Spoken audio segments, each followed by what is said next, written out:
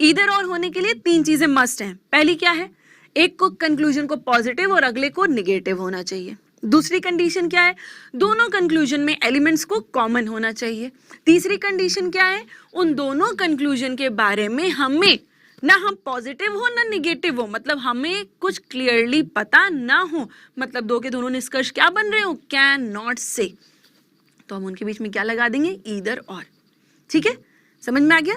Now here comes an exception. अब यहां पे आपके पास आया एक एक्सेप्शन। वो एक्सेप्शन क्या है कि आप ऑल और नो के बीच में कभी भी ईदर और अप्लाई नहीं करेंगे।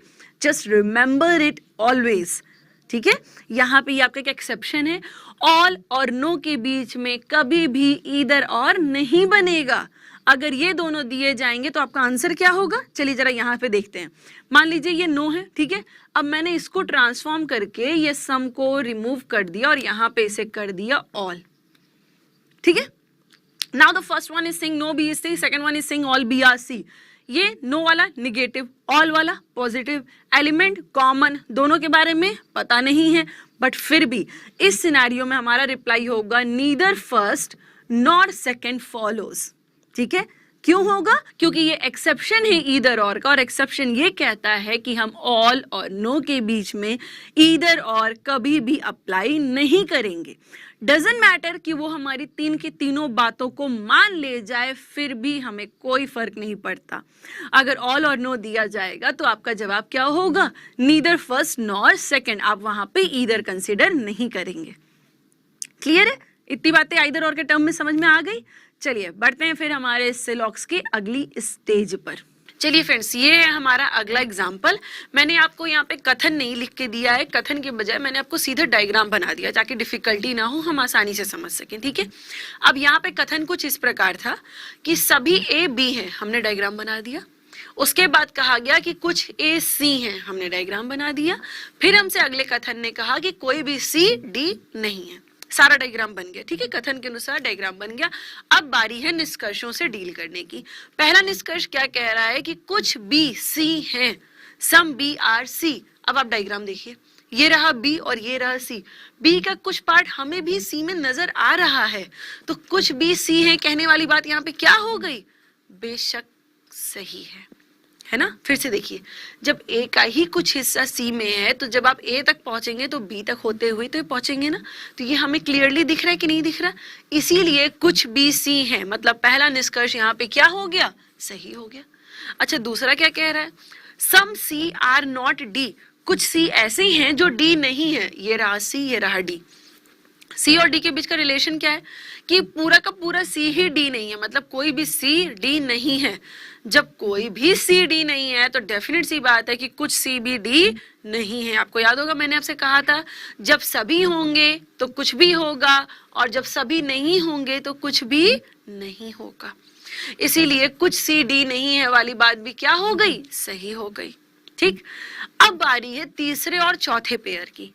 तीसरा कह रहा है कि कोई भी बी डी नहीं है, और चौथा कह रहा है कि कुछ डी बी हैं। ये तीसरा और चौथा पेयर आपके सामने आ गया। अब इस तीसरे और चौथे के बारे में आपका क्या अनुमान है, क्या ये दो के दोनों सही होंगे, दो के दोनों गलत होंगे, इनके बीच में आप या तो लगाएंगे, क्या आपके दिमाग में आ क्या रहा है। अब आप सोच रहे होंगे, अच्छा अगर हम बात करें थोड़ी देर या तो लगाने की, क्या हम इन दोनों के थर्ड और फोर्थ के बीच में या तो लगा सकते हैं। चलिए जरा ऑब्जर्व करते हैं, या तो की परिस्थितियां, कंडीशंस क्या क्या थे, एक को पॉजिटिव और अगले को निगेटिव होना होगा, तो ये नो वाली बात तो निगेटिव हो गई और सम वाली बात क्या हो गई, पॉजिटिव हो गई। अच्छा, तीसरी कंडीशन क्या थी कि दोनों मुद्दों के बारे में हमें कुछ भी क्लियरली पता ना हो, दोनों निष्कर्षों के बारे में। तीसरा कह रहा है कि कोई भी बी डी नहीं है, बी और डी के बीच का रिलेशन क्या, क्या हम जानते हैं, नहीं जानते। अगला कह रहा है कि कुछ डी बी हैं, क्या हम जानते हैं, हम नहीं जानते। मतलब इसने पहली और तीसरी दो शर्तें तो जस्टिफाई कर ली, छूट कौन सी गई, सेकंड वाली। सेकंड में क्या कहा गया था, दोनों निष्कर्षों में मुद्दे कॉमन होने चाहिए, सामान्य होने चाहिए। क्या मुद्दे समान हैं, बेशक हैं। अब आप ये मत सोचिएगा समान होने का मतलब कि बी के नीचे एकदम आप ऐसे पेन के स्ट्रेट लाइन ड्रॉ करेंगे और बी के नीचे बी ही लिखा मिले और डी के नीचे डी ही लिखा मिले। कॉमन होने का मतलब ये थोड़ी ना होता है कि एकदम उस लाइन के जस्ट नीचे वही लिखा मिल जाए।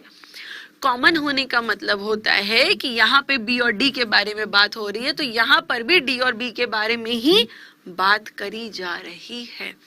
मतलब मुद्दे अभी भी क्या हैं? सामान्य है, कॉमन है। इसलिए इन दोनों का जवाब क्या निकल के आएगा? या तो की परिस्थिति बन गई इन दोनों को मिला के, या तो तीसरा निष्कर्ष सत्य है या फिर चौथा। मुद्दे समान होने में कभी ये मत सोचेगा कि उसके नीचे वही लिखा मिले एकदम सीध में और उसके नीचे वही एकदम सीध में लिखा मिले। ये रीजनिंग है, आपको अपना आईक्यू तेज करना होगा, रटना नहीं होगा चीजों को। मेरे ख्याल से आपको इतनी चीजें समझ में आ गई हैं। अब बढ़ते हैं अपने इस न्याय निगमन मतलब सिलॉक्स के अगले चरण पे, जिसका क्या नाम है? पॉसिबिलिटी मतलब संभावनाएं। अब हम विभिन्न विभिन्न परिस्थितियों में देखेंगे कि क्या ये संभावनाएं घटित हो सकती हैं या नहीं हो सकती हैं। देखते हैं अपने अगले उदाहरण में। तो फ्रेंड्स, ये है हमारा अगला एग्जाम्पल। अब यहाँ पे आपसे कथन ने कहा है कि कुछ ए बी है, कुछ बी सी है। ऐसा ए के उदाहरण हमने पहले भी किया था, लेकिन उसमें हम तब क्या बात कर रहे थे? निश्चित रूप से सही नहीं है, निश्चित रूप से गलत नहीं है, डेफिनेट वर्ड था। अभी हम डेफिनेट नहीं, हम पॉसिबिलिटीज तलाशेंगे। अब यहाँ पे आपको जो निष्कर्ष दिए जाएंगे उनकी भाषाएं कुछ परिवर्तित हो जाएंगी। जैसे पहले निष्कर्ष की भाषा है सम ए कैन बी सी। कुछ भाषा बदल गई। क्या बदल गया? कैन बी मतलब क्या ये घटना घटने की संभावना है। इसका मतलब क्या हुआ? क्या कुछ ए के सी होने की संभावना है। अब जरा आप डायग्राम देख के बताइए, क्या आप कुछ ए को सी बना सकते हैं? कुछ ए को सी आप डिसाइड कैसे करेंगे कि यह संभावना सही है या गलत है? इसको डिसाइड करने का सिंपल सा फंडा क्या है? हमसे क्या कहा गया? क्या कुछ ए सी हो सकता है? Just imagine. अब आपको सिर्फ इमेजिन करना है। इस ए को हमने यहां से उठा दिया, यहां से उठा के हमने इसको यहां पे रख दिया कुछ इस तरह से, इसका नाम रख दिया ए। हमने इसको वहां से हटा दिया, वाइप आउट कर दिया, वहां के बजाय यहां रख दिया। तो ये जो कह रहा था क्या कुछ ए को सी बना सकते हैं, ए को तो सी बना दिया, लेकिन ए को सी बनाने के चक्कर में कहीं आपने अपने कथन का विरोध तो नहीं किया। देखते हैं, हमारा पहला कथन क्या था? कुछ ए बी है, बना हुआ है। दूसरा कथन क्या था? कुछ बी सी है, ये भी बना हुआ है।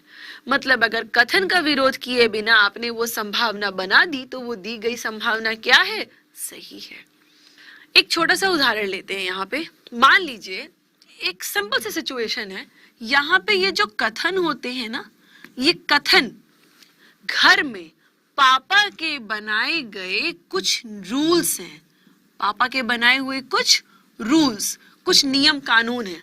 ये जो कथन है पापा के बनाए हुए रूल्स हैं। अच्छा, और जो निष्कर्ष है, ये जो निष्कर्ष आपको दिए जा रहे हैं ये क्या है? ये जो निष्कर्ष हैं ये बच्चे के द्वारा की गई खुराफात है। ये जो निष्कर्ष है क्या है? बच्चे के द्वारा की गई खुराफात है। अब आपको घर में जितनी भी खुराफात करनी है उतनी खुराफात करिए। शर्त खाली एक, क्या? कि पापा के बनाए हुए नियमों का उल्लंघन नहीं होना चाहिए। बस इतनी सी शर्त है। संभावनाओं की बस इतनी ही कंडीशन है। निष्कर्ष मतलब जो आपको संभावनाएं दी जानी है, संभावना एक तरीके की खुराफात है। हम ये घटना घटने की संभावना देखते हैं भी या नहीं है।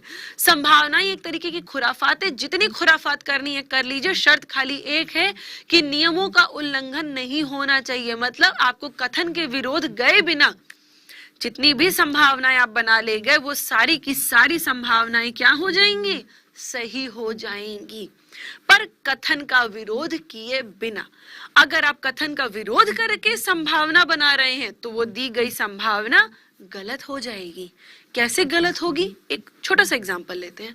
जैसे अभी हमने यहाँ पे क्या कहा? कुछ ए बी है, कुछ बी सी है, और आपसे बोला था क्या कुछ ए के सी होने की संभावना हो सकती है। हमने ऐसी सिचुएशन रिक्रिएट कर ली, दोबारा बना ली कि ये ए आ गया, ये बी आ गया, ये सी आ गया, कुछ ए के सी बनने की संभावना तो बन गई, और जो कथन था कि कुछ ए बी है वो भी बना हुआ है। फिर अगला था कि कुछ भी सी है वो भी बना हुआ है, इसलिए हमने कह दिया कि ये दी गई संभावना सही है। थोड़ा सा मॉडिफाई करते हैं इस एग्जांपल को, और अब हमने कर दिया सभी के सभी ए क्या हैं, बी हैं, और अगली कंडीशन लगा दी कि कोई भी बी सी नहीं है। ये हमारा कथन है, सभी ए बी हैं और कोई भी बी सी नहीं है। यही निष्कर्ष अब हम इसमें पूछ रहे हैं आपसे, सेम कंक्लूजन, सेम निष्कर्ष इस डायग्राम में। क्या कुछ ए को सी बनाने की संभावना है? अब आपका जवाब क्या आएगा, सही या गलत? सही? जी नहीं, ये जवाब, ये निष्कर्ष अब यहाँ पे गलत हो जाएगा। गलत क्यों हो जाएगा? अगर हम कुछ ए को सी बनाने की कोशिश करेंगे, कोशिश करके देखते हैं, ए को सी बनाएंगे तो ऐसे ही कुछ बनेगा, कुछ इस तरह से होगा। ये जो मैंने डॉटेड सर्कल बनाए हैं ना, ये पॉसिबिलिटी है, संभावनाएं हैं, इसीलिए इनको डॉटेड रखा है। हमने कुछ ए को सी बनाने की कोशिश करी तो इस घटना में हमने एक काम गड़बड़ कर दिया, ये जो सी है ये बी में भी इन्वॉल्व हो गया। और हमसे कथन ने क्या कहा था, सभी ए बी हैं और कोई भी बी सी नहीं है, बल्कि ये संभावनाएं बनाने के चक्कर में बी और सी एक दूसरे में इन्वॉल्व हो गए। मतलब ये जो संभावना है इस डायग्राम में बनी तो, लेकिन कथन का विरोध करके बनी, और जब कथन का विरोध करके बन रही है तो यही संभावना यहाँ पे क्या हो जाएगी, गलत हो जाएगी। लेकिन क्योंकि ये बिना विरोध किए ऊपर वाले डायग्राम में बन गई, इसीलिए यही संभावना ऊपर वाले डायग्राम में क्या है, करेक्ट है, बल्कि नीचे वाले में रॉन्ग हो गई। क्यों हो गई? क्योंकि विरोध करके बन रही है। इतनी बात समझ में आई आपको? अभी तो हमने बस ये समझा संभावना सही कैसे हो गई, गलत कैसे हो गई। अब इसी पॉसिबिलिटीज को लेके थोड़ा एक्सपेरिमेंट करते हैं, जो बेसिक डाउट्स होते हैं पॉसिबिलिटी को लेकर। बढ़ते हैं फिर अगले एग्जांपल की तरफ।